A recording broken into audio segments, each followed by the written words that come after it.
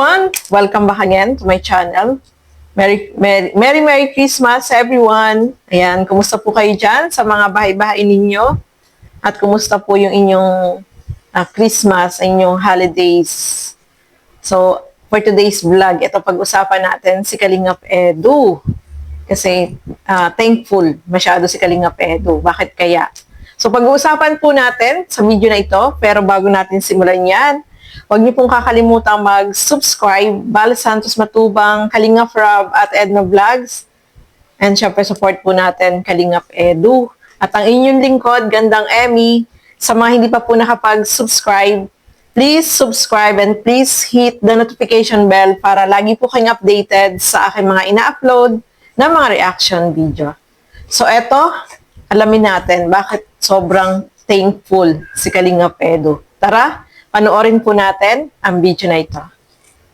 Kapag nagbigay ka ng mabuti, babalik sa iyo yung biyaya. Pag nakitaan ka talaga ng kabutihan, nabalik din talaga. Salamat po. Nakakatuwa. Thanks po. Pag nakita ka ng kabutihan at naging mukhang deserving, grabe. Iba ang balik, guys. Iba ang balik, guys. Nakakakuha ka ng tiwala ng ibang tao. Kagaya po niyan. Hanggang ngayon, ang daming blessings na natin ngayon, Tapos ibinibigay din natin sa iba. Salamat. Salamat po sa lahat ng nagtitiwala, guys. Salamat po. Salamat po na lahat. Oh, shout out. Busy ang season. Busy season na. Andito pa rin kayo sa atin. Binibigyan nyo ang oras. At tiwala. Grabe. Thank you so much po sa inyong lahat. At hanggang ngayon po kahit busy kayo, nanonood pa rin kayo ng mga vlogs natin. Suportado pa rin tayo. Nakakatuwa naman. Nakakatuwa po. Hindi man kasing bongga nung sa Jomcar yung mga pag-ibang bansa pero maganda rin po talaga. Ay bongga rin pala kasi may pasabog. Bongga rin. Pero kung papipiliin ako, mas masarap yung travel kasi maraming experience kang mararanasan.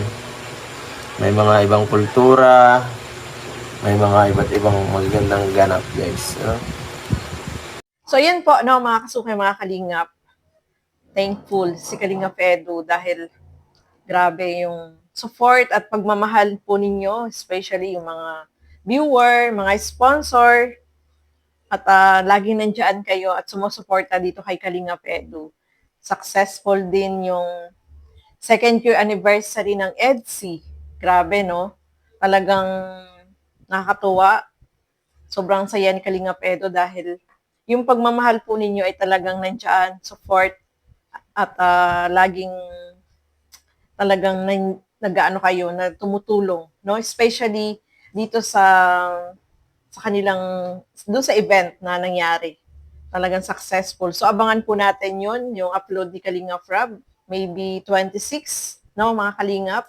Abang-abang tayo kasi successful yun, masaya, bongga, at unique yung kanilang celebration. At eto pa, mga Kalingap, yung mga blessing na natatanggap ni Kalingap Edu, very thankful siya kasi yung mga sponsor na nandiyan ay laging nagsusupport at nagmamahal sa kanya, especially dun sa kanya mga beneficiary na tinutulungan. Nandiyan po kayo na nakasuporta sa kanya, kaya sobrang masaya si Kalingap Edu. Hindi nga maubos-ubos yung kanyang pasasalamat dahil talagang yung pag-support ninyo sa kanya ay talagang...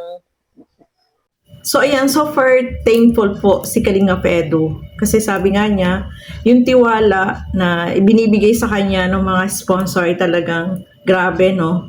At ganoon din naman siya, no? Kasi kung ano yung ibinigay ng sponsor, iipaabot naman po niya dun sa kanya mga tinutulungan, especially dun sa kanya mga beneficiary, no, mga Kalingap. Kaya sabi nga niya, kapag mayroon kang ginawang kabutihan sa iyong kapwa, ay binabalik din ni Lord. Tama po yun.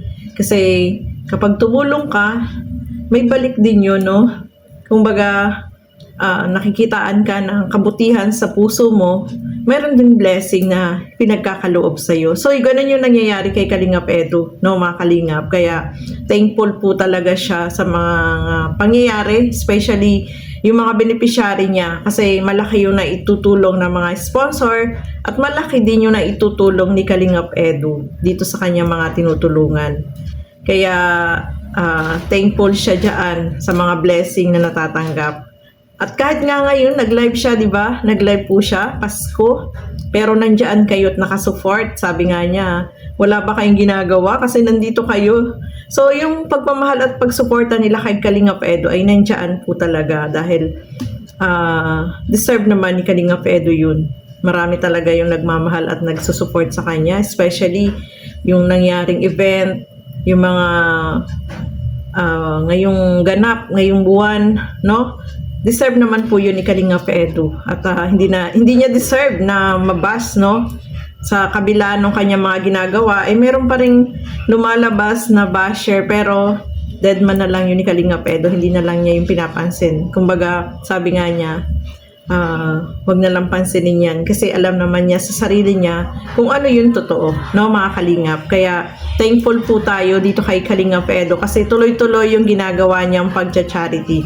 So ayan po, no, mga Kalingap, maraming salamat po sa inyong walang sawang panonood at pagsuporta dito sa aking mga ginagawang reaction video. So hanggang dito na lamang po muna.